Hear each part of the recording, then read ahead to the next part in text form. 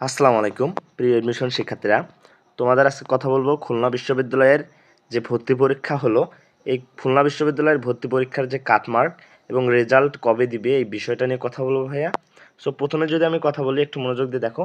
4টা ইউনিটের টোটাল আসন সংখ্যা রয়েছে খুলনা বিশ্ববিদ্যালয়ে 1109টি আসন রয়েছে।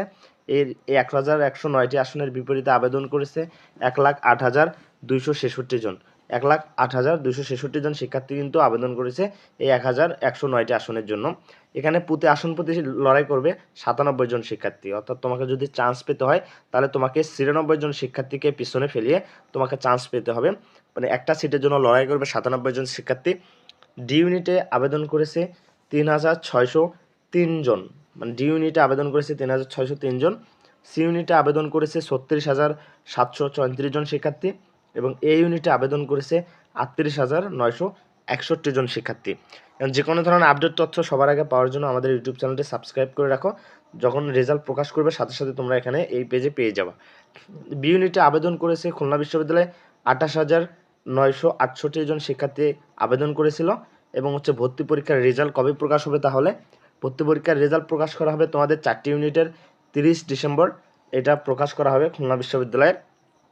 অনেকে বলতেছে যে ভাইয়া কাটমার্ক কত হতে পারে।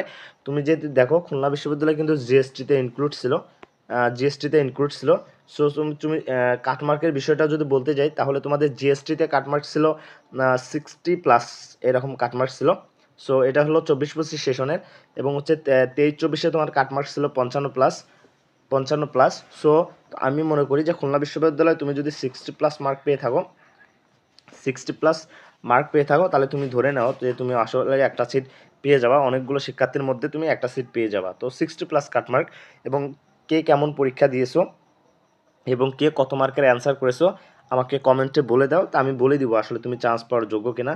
তুমি কমেন্টে বলো ভাই আমি 60 বা 70 পেয়েছি, তাহলে তুমি আমাকে কমেন্ট করলে আমি বলে দিব যে তুমি আসলে চান্স পাবা কিনা। আর যে কোনো ধরনের বিশ্ববিদ্যালয়ের আপডেট তথ্য সবার আগে পাওয়ার জন্য আমাদের ইউটিউব চ্যানেলটি সাবস্ক্রাইব করে রাখো এবং পেজ হলে ফলো দিয়ে রাখো।